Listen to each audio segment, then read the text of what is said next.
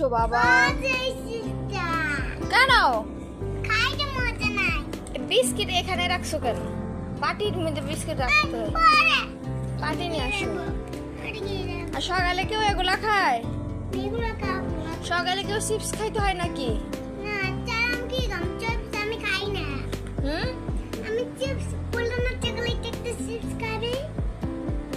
আমি তোমাকে বলছি সকালে উঠে চিপস খাবা।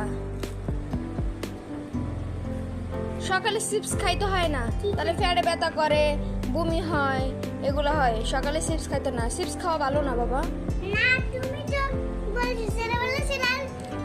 আচ্ছা খাইও তুমি, এটা একটু পরে খাও, তুমি এখন খাই কেউ। আচ্ছা বিস্কিট খাইতেছো, খাও।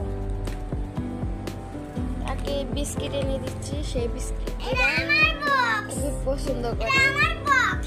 তোমার বক্স, ওকে।